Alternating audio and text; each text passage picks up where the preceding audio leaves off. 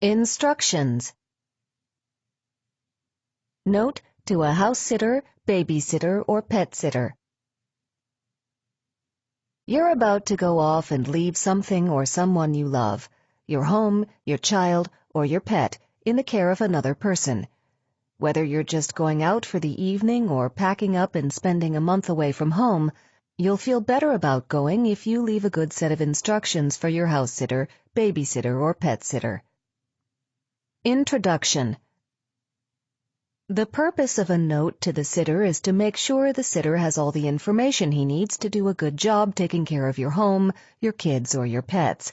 It can also take a load off your mind and help you have more fun if you're sure everything will be taken care of in your absence. To write a successful note, brainstorm the content for the note from the point of view of your reader. Don't take for granted that he knows what you know, such as where you keep the extra batteries, what's an appropriate bedtime snack for your kids, or what to do with the empty pet food cans. Organize your note in a way that will make the most sense for the sitter. For instance, a note to a babysitter might be organized chronologically, from the start of the evening to the finish. A note to a pet sitter might be organized around categories: feeding, litter, toys, emergency information, and so on. If the instructions are long or complicated, you should plan to go through a couple of drafts to ensure your note is clear, complete, and accurate. Put yourself in your reader's shoes as you revise to clarify your message. Do give yourself plenty of time to write the note. Leaving it until the very last minute before you depart increases the likelihood that you'll omit something important. For long instructions, you're wise to start working on your note several days in advance so that you have plenty of time to think about the content. Do be thorough. Really think from the point of view of your reader and don't take for granted that she knows as much about your home, your child, or your pet as you do. It's better to supply too much information than not enough. Do provide your contact information. It's a good idea to provide 2 phone numbers, if possible, to make it easier for the sitter to reach you. Do provide explicit instructions for the sitter in case of emergency. If an emergency occurs, the last thing you want is for your sitter to be wondering what to do. If you want him to call you to get your guidance before he does anything, let him know. Everyone will rest easier knowing it's all spelled out. Do remember to say thank you. Do use a template. If you go out or travel frequently, create a master template for your note to the sitter. Keep the basic information in the template and update the information as appropriate for each occasion. Do provide multiple copies. It's a good idea to email one in advance and leave a hard copy where the sitter can find it easily. Don't take anything for granted. Really think from the point of view of a stranger as you write out your instructions so that you don't miss anything important. Don't leave too much to the sitter's judgment unless you're really willing to live with the consequences. It's better to write a note that is rather long and detailed than to leave open questions. Not like this. Hi, Deborah. Thanks for staying with Jessie and Chloe. They've had their dinner and they can have one snack before they go to bed. What's a good bedtime snack for these girls? Don't leave it up to them, or there may be chocolate ice cream and Twizzlers in the bed when you get home. Bedtime is at 8 p.m. sharp. They'll probably ask you to read to them for a little while. Anything in particular? And for how long? Again, don't leave it up to the kids.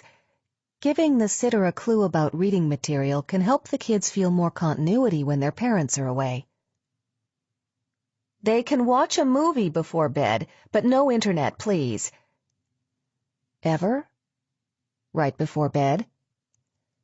Chloe is having some issues with the dark, so please leave on the nightlight for her. Where's the nightlight? We'll be back by 10. Please call me on my cell if you have any questions. Thanks again, Holly. It's wiser to leave your phone number in the note, even if you think the sitter already has it. She can reach you faster if your number is right there. Like this. Hi, Deborah. Thanks for staying with Jessie and Chloe. They've had their dinner, and they can watch a movie before bedtime. They've been into The Little Ballerina lately, or we also have Black Beauty. They may not watch that insect movie. And definitely no internet for the whole evening, no matter what they say. Start circling the wagons at 7:15 for their 8 o'clock sharp bedtime. They can have a snack before bed, either vanilla yogurt or wheat crackers, on the counter. Please make sure they brush their teeth after the snack. The note is organized chronologically so that Deborah knows what to expect at every stage of the evening, as much as you do anyway with twin 7-year-olds. Holly's given her some helpful guidance about the choice of a movie, so she's not on her own and won't get tricked into showing the girls a scary movie. Also, this last section helps guide Deborah through the bedtime transition, including setting limits on appropriate snacks. They'll probably ask you to read to them for a while. I'm reading them By the Banks of Plum Creek. It's on Chloe's nightstand. Just 1 chapter per night. Deborah now knows what to read the girls, who can enjoy another chapter in their regular book. She also knows how much of the book to read. Chloe is having some issues with the dark, so please leave on the pink nightlight under the window. There's the nightlight. We'll be back by 10. Please call me on my cell if you have any questions. 212-555-1212. Thanks again, Holly. Holly's phone number is right there in case Deborah needs it. Not like this. Hi, Joe. Thank you so much for staying and taking care of the place. Please help yourself to anything while we're gone. Make yourself at home. Anything specific? The back sprinklers will need to be turned on, usually twice a week until it rains. Will Joe know where the faucet is? There are a couple of lamps on timers. Please don't disturb them. How many? Where are they? Alarm system. The code is 3329. Please make sure it's on when you go out. What should Joe do if something goes wrong? If anything comes up, please don't hesitate to give us a call. We'll be back on the 20th.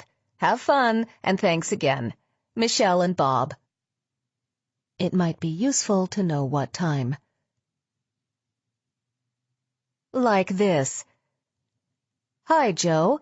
Thank you so much for staying and taking care of the place.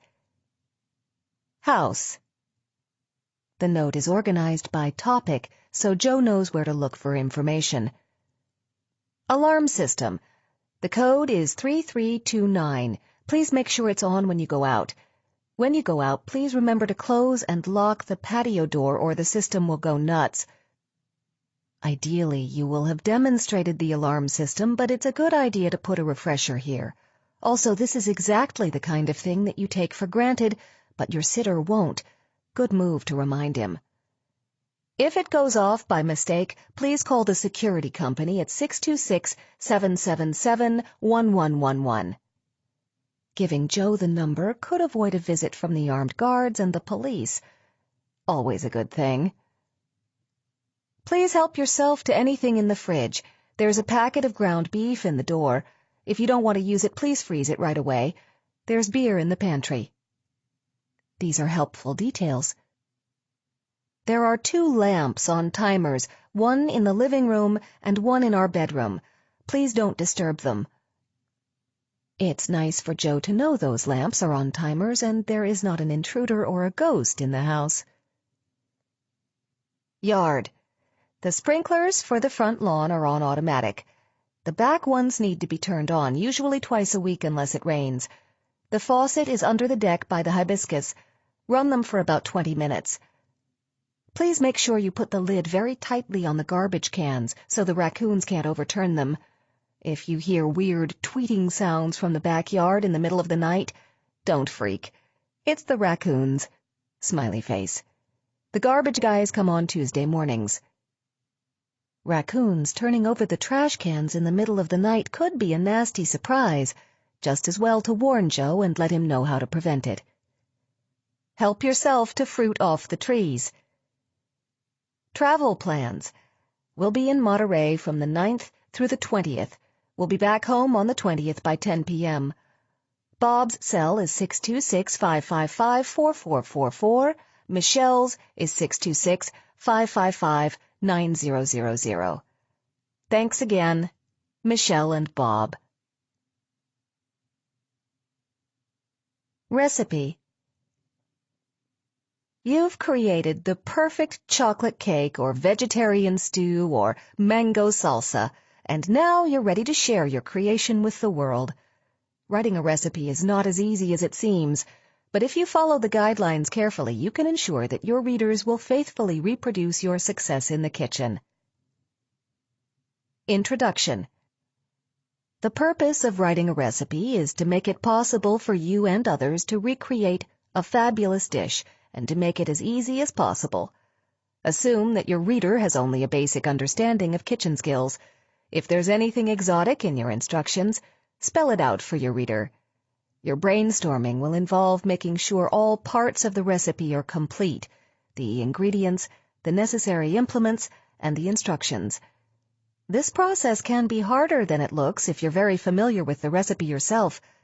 Think from the point of view of your reader and be sure you include everything. Recipes follow a standard organizational format. For guidance, refer to the recipe format, which you'll hear shortly. If you're creating a recipe for the first time, it's important to test it. Even better, have someone else follow the recipe and see what kind of results they get. Use their feedback to revise the recipe so that everyone can enjoy your success. Recipe format. Recipes generally follow a conventional format broken down into two main sections. List of ingredients. Provide a list of all ingredients to be used, plus the amount of each. Specify how those ingredients should be prepared, that is, sliced, grated, chopped, etc. Note any special cookware required by the recipe. Method of preparation. Provide step-by-step instructions for preparing the dish. Preparation of ingredients. Assembling of ingredients. Cooking instructions, including cookware, temperature, and cooking time.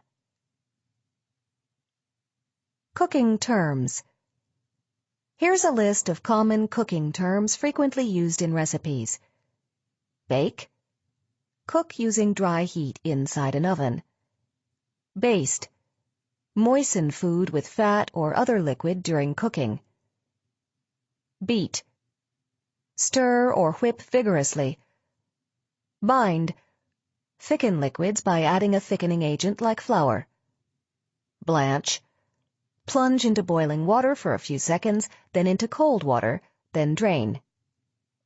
Blend. Mix ingredients thoroughly. Boil. Cook in a generous amount of bubbling hot liquid. Braise.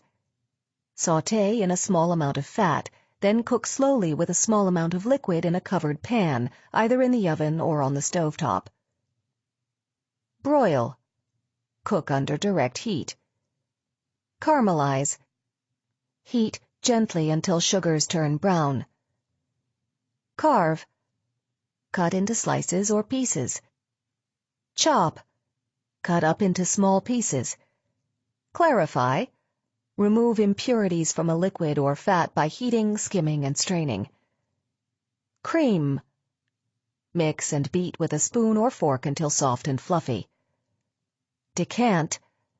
Separate a liquid from sediment by pouring carefully. Deep fry. Immerse in hot fat or oil sufficient to cover food. Dredge. Sprinkle over food, usually of flour or sugar. Dress. Shape meat, poultry, or fish before cooking. Drizzle. Pour liquid slowly and gently over food. Dry fry. Fry quickly in pan without oil or fat. Emulsify. Combine two liquids that do not mix, for instance oil and vinegar. Extract. Separate solid from liquid components of fruit or vegetables by pressing or squeezing. Fillet. Remove skin and bones from raw flesh. Flambe. Pour small amounts of hot alcoholic liquid over food and then set a light just before serving. Fold. Combine a light mixture with a heavier one by gently cutting and turning. Fry. Cook in fat or oil in an open pan. Garnish. Decorate. Glacé. Coat with a thin sugar or syrup. Glaze.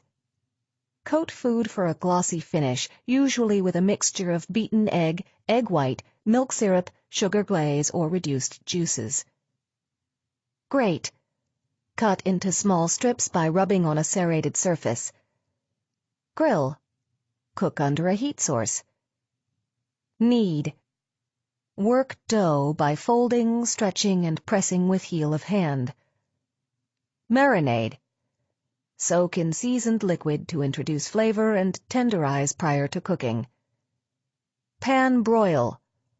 Cook without fat in a hot frying pan or on a hot griddle. Parboil. Boil or simmer until partly cooked. Pare.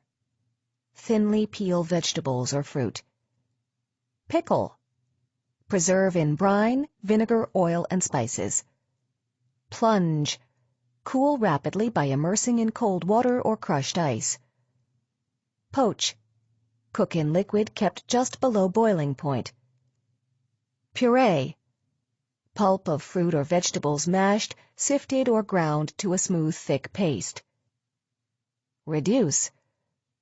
Boil liquid rapidly to reduce volume, thus thickening and concentrating. Render. Heat chopped food to extract fat. Roast. Cook in the oven. Roux. Melted butter or fat combined with an equal amount of flour used to thicken gravies. Sauté. Cook gently in a small amount of hot fat. Scald. Heat liquid to just below boiling point. Score. Make shallow cuts or slashes in the surface of a food. Sear. Brown raw food in a small amount of fat in an open pan to seal in juices. Sift. Pass dry ingredients through a fine mesh. Simmer. Cook in liquid at just below the boiling point. Skim. Remove scum from the surface after boiling. Steam. Cook in steam from boiling liquid. Stew. Cook slowly for a long time in a tightly lidded container with enough liquid to cover. Toss. Cover with food coating, for instance fat, flour, or salad dressing, by shaking. Trim. Remove skin, sinews, or other unwanted parts. Zest. Thinly peel or grate skin of citrus fruit without white inner pith. Do. Do note the number of servings the recipe provides. Do list the ingredients in the order they will be used. Do list the most important ingredients first, if doing so is consistent with order of use. Do list every ingredient you need to use. Do make sure to specify the use of every ingredient. Go back and double-check to be sure everything is accounted for. Do use subheadings to break out separate elements of the recipe if relevant, such as pie crust and filling. Do mention the appropriate preparation of each ingredient in the ingredient list. For instance, 8 ounces mozzarella grated or 1 cup walnuts chopped. Do place your adjectives carefully when you describe ingredients. For instance, when you call for 1 cup of walnuts chopped, you mean that the walnuts should be measured out prior to being chopped. However, when you call for 1 cup of chopped walnuts, you are suggesting that the reader should measure out walnuts that have already been chopped. Do provide the preparation steps in chronological order.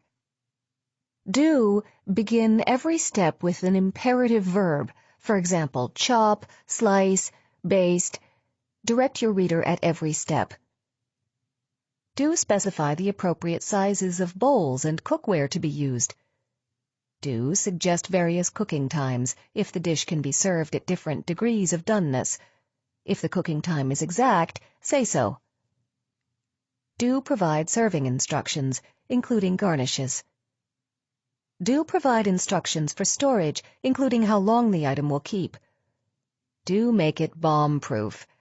Especially if you intend to share this recipe on the web, make very sure that it includes all the information anyone would need to prepare it successfully. Don't abbreviate. Spelling out measurements avoids confusion. If you do use abbreviations, make sure to use conventional and easily understood ones. Don't assume that your readers understand less common cooking terms. When in doubt, spell it out. Don't use unconventional measurements, such as ounces, when the ingredient is usually measured in cups. Don't use two numerals together without punctuation. Set the second numeral in parentheses. For example, 2, in parentheses 12 ounce, packages grated mozzarella. Not like this. Cheesecake. It would be helpful to have the list of ingredients at the top so that the reader doesn't have to comb through the recipe to figure out what to buy. Crust. It's helpful to have the parts of the recipe broken out into sections like this. It would be even more helpful to have the separate steps formatted as a list so they're easy to follow. Roll out 20 single-gram crackers on wax paper. Add 1 cube melted butter. A cube of butter is a non-standard unit of measurement. Better provide the measurement in tablespoons to avoid potential disaster. Mix well, press into 9-inch pie plate, and refrigerate. Refrigerate for how long? An experienced cook will understand when the crust is ready, but your recipe should be easy for anyone to use, regardless of their level of experience. Filling.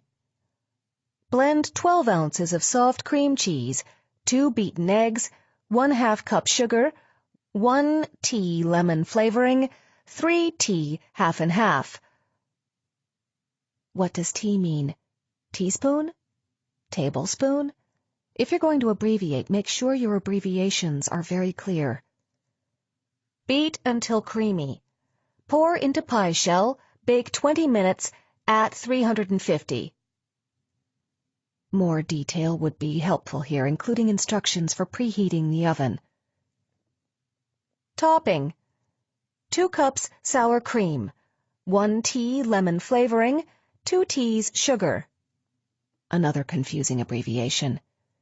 Stir and spread over cheesecake. Bake at 475, 5 mins, till set. 475, 5 mins is confusing. There's a clearer way to express this instruction. Like this. Cheesecake.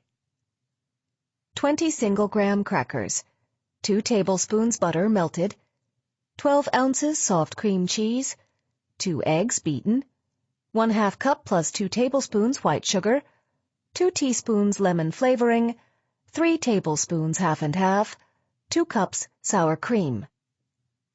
It's clear now how much butter is needed, and the abbreviations are spelled out, avoiding any possibility of confusion. The writer has provided a list of ingredients. The reader can take this list to the market. Crust. The formatting is even clearer. Each step appears on its own line, and each line begins with an imperative verb. Roll out 20 single-gram crackers on wax paper. Add the melted butter and mix well. Press into a 9-inch pie plate and refrigerate for 20 minutes. It's helpful to specify how long the crust should be refrigerated. Preheat the oven to 350 degrees Fahrenheit. We no longer have to wait for the oven to heat after the preparations are done. Filling. In a large bowl, blend the cream cheese, eggs, 1/2 cup of the sugar, 1 teaspoon of the lemon flavoring, and the half and half. Beat until creamy. Remove the crust from the refrigerator, Pour the filling into the pie shell and bake for 20 minutes. Remove from the oven and increase the oven temperature to 475 degrees Fahrenheit. Topping. Stir together the sour cream, the remaining teaspoon of lemon flavoring, and the remaining 2 tablespoons of sugar. Spread over the cheesecake. Return to the oven and bake for 5 minutes until set. Cooking time is easier to understand expressed this way.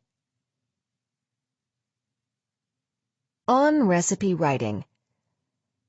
The best cooks I know are people who cook without recipes. They may turn to recipes for inspiration and guidance, but when it comes down to actually putting a knife to ingredients and heat to the pan, they are often running using their own experience and intuition to guide them. More novice cooks, however, will adhere to a recipe closely, referring back to it each step of the way, using it as a careful guide to turning out a good-tasting dish. In this way, recipes act as the threshold between being able to cook and being a cook, and I approach recipe writing as an opportunity to help people make this leap. When I set out to write a recipe, I attempt to embed helpful tips and coaching advice into the text so that someone making a dish for the first time will come away with more than just a good-tasting dish. They will also have gleaned some basic cooking knowledge. As I write a recipe, I envision myself talking someone through each step, and I do my best to include any information that may lead to success. I encourage people to use all their senses by indicating sights and sounds as well as tastes and touch. I also try to include variables and common pitfalls, and whenever possible I try to explain the reason behind any given step. For instance, in explaining how long to cook a dish topped with feta, I write, "Cook until the feta has softened." Cooked feta holds its shape, so don't wait for it to melt. The true sign of a well-written recipe is when someone can follow it a few times successfully and then advance to making it without having to read each step. In other words, the recipe will have taught them how to cook the dish rather than simply showed them how to do it. Molly Stevens is the author of All About Roasting and All About Braising. Social media. Personal blog.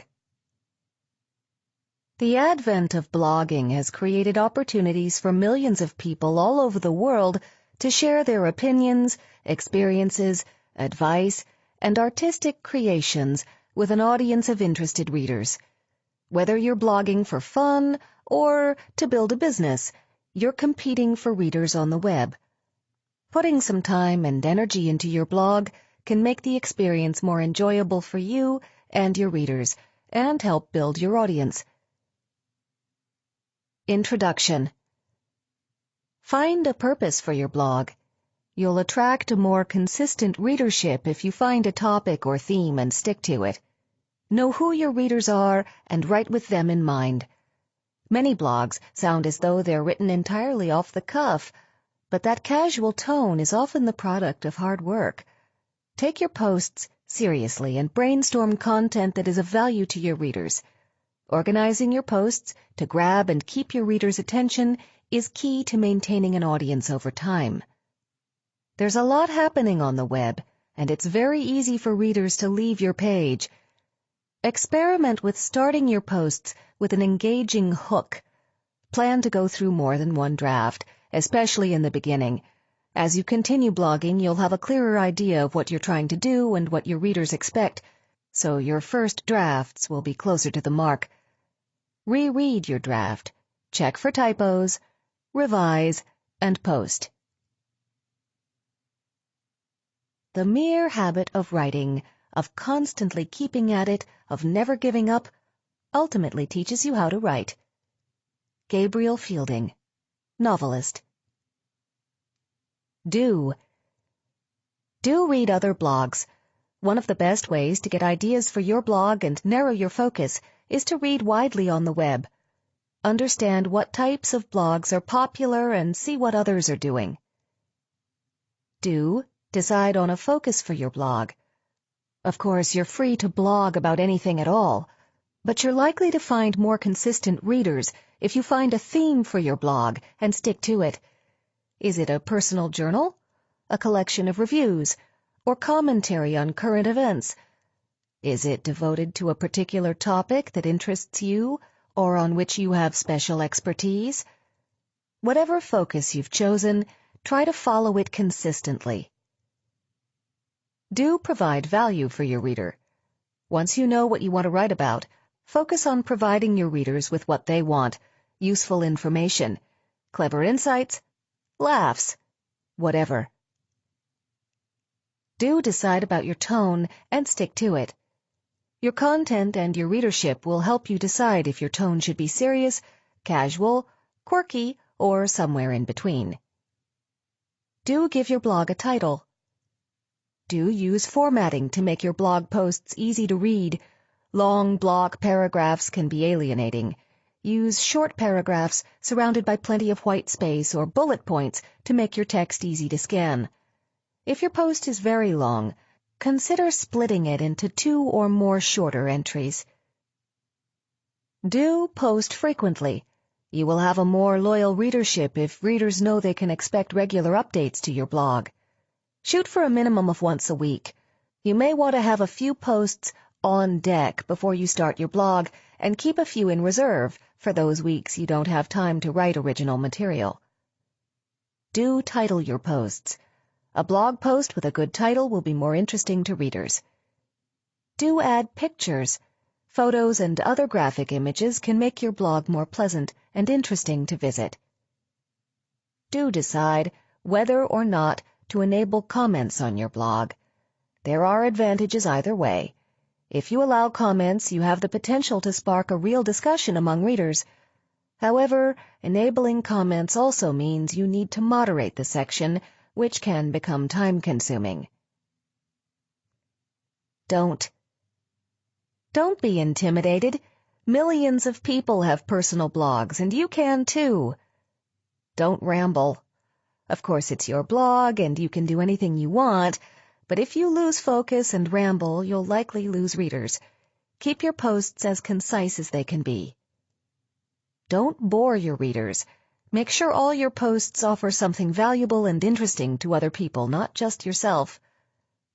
Don't put anything in your blog you don't want the whole world to know. Avoid anything very personal, anything that might offend anyone you know, and anything written in anger. If you're uncertain, write a draft and think about it before you publish it to the web. Blog posts can be found through search engines, so any content you put on your blog is public. Don't plagiarize. If you borrow someone else's words for your blog post, you must say where you got them. Don't blog inconsistently if you want to develop a following of readers. So, you want a blog. As easy as it is to start a personal blog these days, pretty much all you need is a computer, access to the internet, and an ego. There are a few important things to consider before you ever publish a single word online. 1. Anything you say can and will be used against you by your employer, your family, the girl who slighted you in high school, and your child's science teacher. Once you publish something online, it becomes permanent property of the internet and will live far longer than you, even if you don't smoke or drink. You can apologize and send flowers, but a copy of your original words will remain in existence forever. Always think twice before hitting publish. 2. Even if you decide to make your blog private or share it with only a few of your friends, you should always ask yourself this: is there a particular person I would not want to read this? Because that particular person will read this. The internet is sort of magical and evil in that the information on it can maneuver with ease around the most secure roadblocks. Always be mindful that it wouldn't be hard for anyone to see what you're writing. And 3. The anonymity of the internet can make the most cowardly person a brazen jerk. You will inevitably write something that will elicit a strongly worded and judgmental response. It happens to anyone who has ever written a single word online. Be prepared for the sting, and then be prepared for it to happen again and again. Keep in mind that you shouldn't take it personally and that many of the people who leave hateful comments could quite possibly be 13 years old, living in their mother's basement, and eating potato chips for dinner. Heather B. Armstrong is the creator and writer of the popular blog Deuce, www.dooce.com.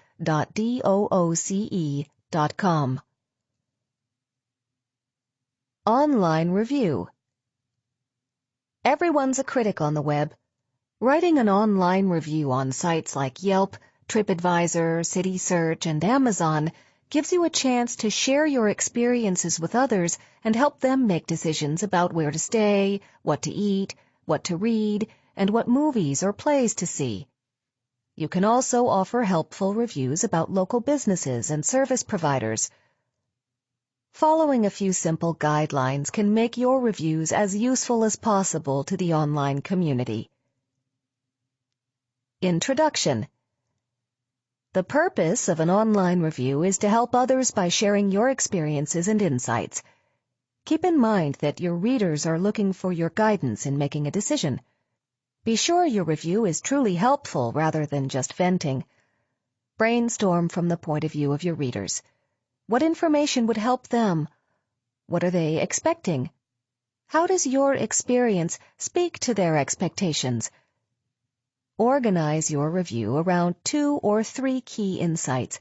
Don't try to recount your entire experience. Expect to rewrite your draft before you finalize your review. As you revise, keep your readers' needs in mind. Check your review to confirm that it's really useful, as concise as possible, and free from errors that can damage your credibility. Do keep your review brief and focused. You don't need to record everything that happened at the restaurant or all your impressions of the movie. You can save that for your blog. Focus on providing details that will be useful for your reader. Do offer details. What exactly did you like or dislike? What was wrong with the service? What was good about the food? Was the price fair? Was the experience better than you expected? Why? Specifics are more helpful than generalities. Do try to be balanced. A review that's wholly positive or negative tends to make readers suspicious, particularly if you have to write a negative review. Finding something nice to say, if possible, will make the review more credible. Do write about the product or service and your experience with it, not about yourself. Of course, you're writing from your point of view and will mention yourself, but people will abandon long reviews that talk about your evening, your friends, where else you went, how many other Korean restaurants you've been to, why you like Korean better than Chinese, and so on. Do give your review a useful and descriptive title. Don't write anything untrue. You can seriously damage someone's online reputation through reviews, so stick to the facts, even if you're very unhappy about your experience. Don't write when you're angry. It's fine to start a rough draft when you're upset, but take a break from it and revise it later to ensure you're being fair. Don't exaggerate. Is it really the worst restaurant you've ever been to? Really? Readers won't take you seriously if they think you're exaggerating. Don't focus on individuals. Whether your review is positive or negative, it's more helpful to focus on the business rather than on a particular person you encountered, unless that person is the business owner. By the time readers try the place, that waiter or bartender might be gone. Don't be rude. Make your point without insults or abuse. Don't be crude. Foul language undermines your credibility, even if other people are doing it. Don't ruin it for others. If you're reviewing a book or movie, don't reveal key plot points. If you feel you must do so, alert readers at the beginning that your review contains spoilers. Don't leave typos or other errors in your review. Not like this. Awesome Chinese. Shun Li is absolutely the best Chinese restaurant I've ever been to, spelled T-O-O, and I've been to a lot.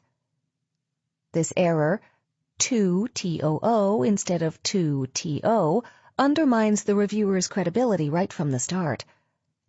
I would estimate that I've probably eaten in well over 100 Chinese restaurants. In fact, I have a hobby of trying out the local Chinese place wherever I visit travel, and that includes foreign cities like London, Florence, and Paris. Another typo. This reviewer is writing in a hurry and not paying attention. How much weight would you give to a review like this? Each one has its own distinctive style, and it's fun to observe the local variations. Most of this review is really about the reviewer's interest in Chinese restaurants, not about the place he's reviewing. Shun Li is hands down the best. In fact, it's probably spoiled the other restaurants for me. The food was outstanding, and the service was professional. Good to know, but it's a little vague. A person trying to decide where to eat would appreciate more specifics. Like this. Excellent high-end Chinese dining. If you're ready for a special experience with Chinese dining, Shun Li is the place to go. It's hands down the best Chinese restaurant I've ever been to, and Chinese is my absolute favorite. This is a good way to show your experience with Chinese cuisine without saying too much about yourself. I went with a group of 4 people, and everyone loved it. Good to know. They probably sampled a big part of the menu among them. The food was outstanding. Even ordinary dishes like pork dumplings were delicate and tasty. A nice detail that shows this restaurant really is a cut above. The garlic eggplant was flavorful and not at all greasy. Peking duck was crisp and perfect. It's good to hear reports about specific dishes. Shun Li is a fancy restaurant. Plan to dress nicely because you'll be surrounded by the pre-theater crowd. The waitstaff are professionals. Waiters wear black suits and are very attentive. Prices are also more in line with high-end restaurants than with the Chinese place around the corner. Expect to pay $20 per entree. The quality of the food and the overall experience is well worth the additional cost. This is very helpful. The reader now knows the atmosphere of the place, the dress code, and the cost. Not like this. Never again, with 6 exclamation points. What a mess. We stayed at the Shelton Arms for 2 nights in August, and it was a total disaster. This already sounds like an exaggeration. It's nearly impossible to find your room from the reception desk, and no one in the hotel speaks English. No one? Really? There's no valet parking. This reviewer has officially lost my sympathy. The parking structure is totally dark. There is no restaurant in the hotel. You can drive to a couple of places, but the parking sucks, and you have to pay to park in a parking structure.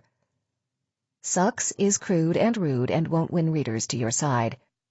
When we went to check out, the idiots at the desk didn't have our bill ready, and we had to wait around. This personal abuse is ill-mannered and won't help your credibility. The nightly rate is incredibly cheap, but I guess you get what you pay for. Totally not worth it. We will not be going back. Like this. Disappointing. We stayed at the Shelton Arms for 2 nights in August and did not enjoy it. The whole place seems disorganized. The reviewer uses this idea, the place is disorganized, to present a lot of the problems she encountered. She's showing some understanding of the place rather than just complaining. The rooms are not clearly marked and are hard to find. Our bill was not ready when we went to check out, although we had been told it would be. That caused a delay. We had trouble requesting a trundle bed because we couldn't find staff who spoke English.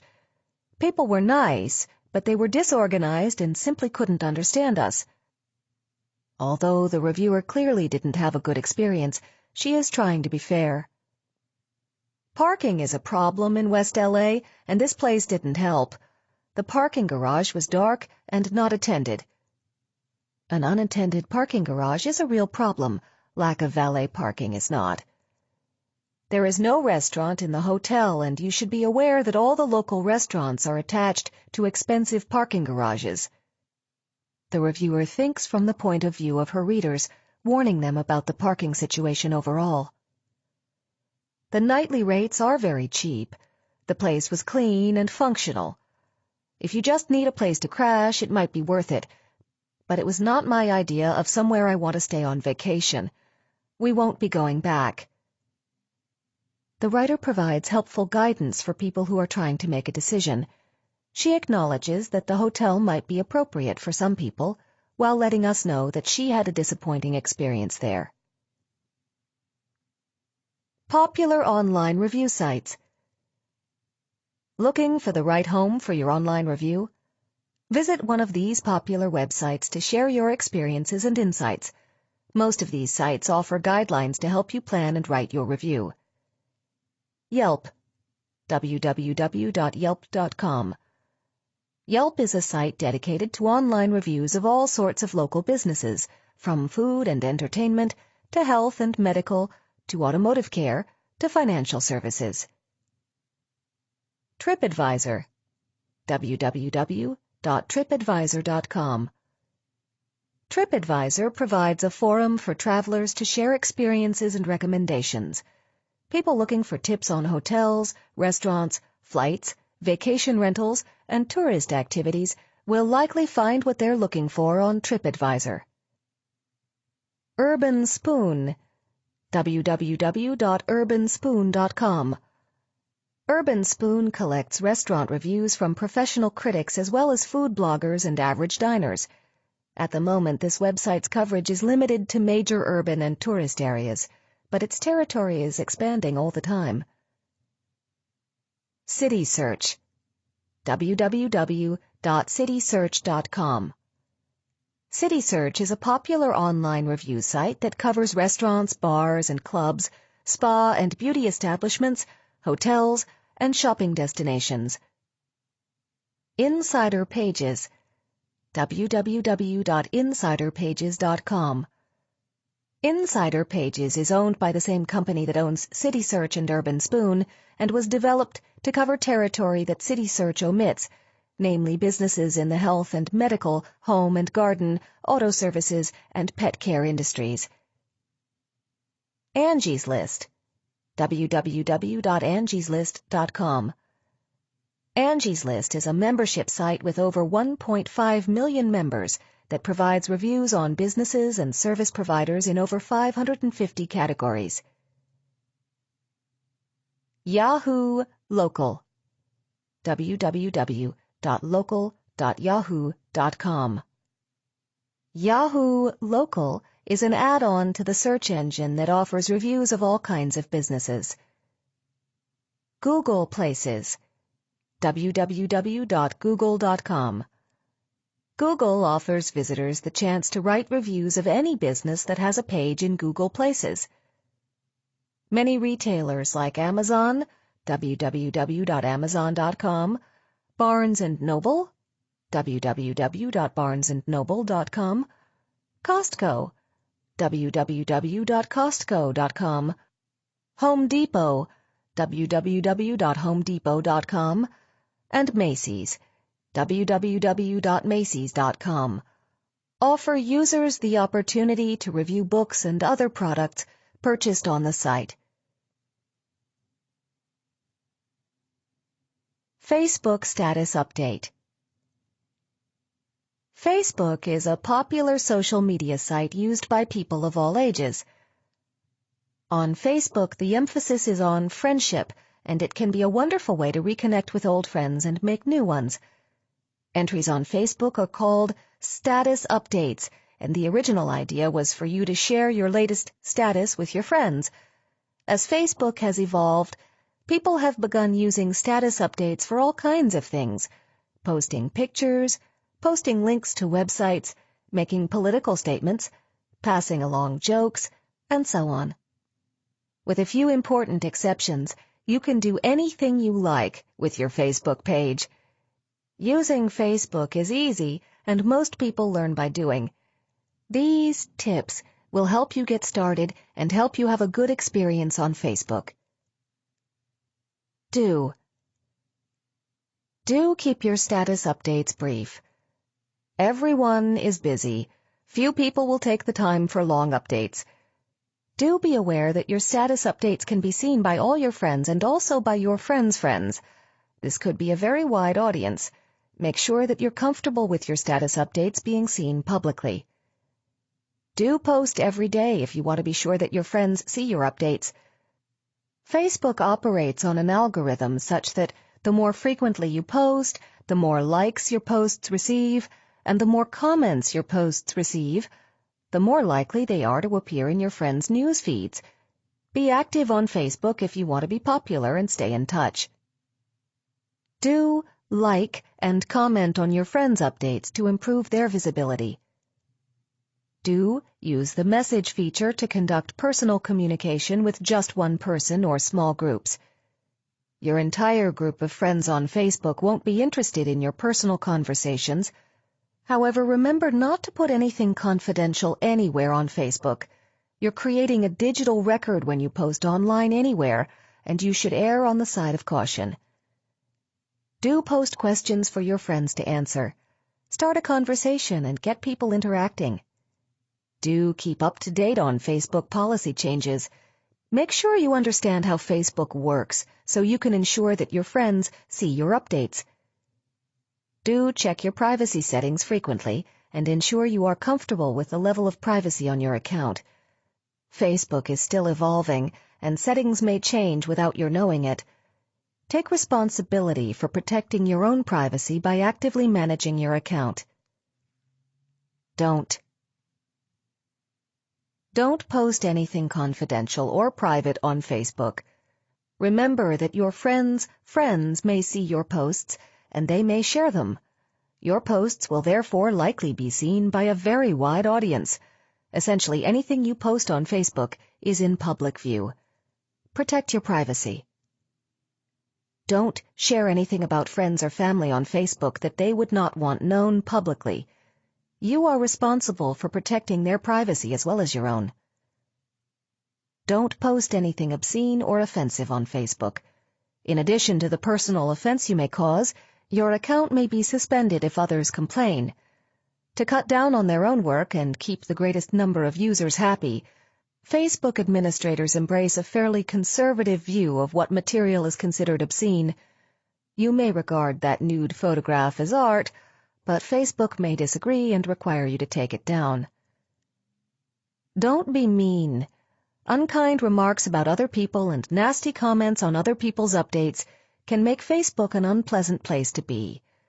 Be civil. Don't post too frequently. Although it's important to post regularly to ensure that your friends see your updates, updating your status multiple times per day can annoy people and may cause them to drop you. Exercise some restraint and post selectively. Twitter is a fast-paced social media platform through which people communicate via tweets, which are messages of no more than 140 characters. When you join Twitter, you can collect a community of followers, and you can also follow other people's Twitter feeds. Their tweets will appear on your screen, and yours will appear on theirs. Most people start out following personal friends and favorite celebrities on Twitter, and gradually begin to interact with new people they encounter there. People use Twitter for all kinds of things, as a quick online diary or travel log, to share links to interesting articles, to pass along jokes, to make political statements, and for many other purposes. During televised events like the Olympics, Twitter is flooded with commentary from people all over the world. It's a real-time conversation happening as events unfold. Tweets may be a condensed form of communication, but there's a lot of potential for connection on Twitter. Do read a lot of tweets. If you're just beginning to tweet, read other people's tweets to get a sense of content and style and to watch how others interact on Twitter. Do consider your audience on Twitter, whoever they may be, as you tweet. There's a lot of competition for attention on Twitter. Even if you're tweeting just for personal entertainment, try to make sure your tweets are worth your followers' time. Do let your personality shine through. Even in a personal Twitter account, you are representing yourself as a kind of brand. Develop your own style, funny, quirky, serious, whatever you like, and be consistent. Your followers should be able to recognize you through the style of your tweets. Do tweet regularly. Your followers want to be able to rely on regular tweets. If you tweet only sporadically, followers will question your commitment and lose interest. Do shorten the links you post to other websites. Twitter provides a sidebar that makes it easy to create a shortened link that takes up fewer characters. Do learn to use hashtags. A hashtag, the pound symbol, is used to highlight keywords in a tweet in order to make your tweets easier to find for other people who are looking for similar content. For example, hashtag Olympics, hashtag George Clooney, hashtag Dalmatians. Check Twitter's support center, http://support.twitter.com for more information about using hashtags effectively. Do learn to use the @ symbol. The @ symbol on Twitter has several uses when affixed to the beginning of someone's name. You can use it to direct a tweet to a particular person. @StephanieSKS, where did you find that? To recognize or welcome a new follower. @Alosis, thanks for following me. To mention a person or a brand, even if the tweet is not directed at them. Sitting in Rubio's with Leo enjoying some @Corona. And to give credit for an article you're retweeting. Great article on surfing from @The Times. Do retweet others' content. One way to show reciprocity and build relationships on Twitter is to share or retweet other people's posts and links. Make a habit of it, and they'll do the same for you. Do give credit when you retweet someone else's post. Don't write in all caps. People will think you are shouting. Don't write anything on Twitter that you don't want the entire world to see. Twitter is a public platform, and there is no such thing as privacy or confidentiality there. Even if you delete a tweet, it can still be found through a search engine. Think before you tweet. If you have any doubt about it, don't tweet it. Don't tweet boring stuff. Changed the cat litter. Watching the game. Had pizza for lunch. The occasional boring update is fine, but don't make a habit of it, or your followers may leave. Don't tweet too frequently. Frequent, regular tweets are a good thing, but don't flood your followers with dozens of tweets a day.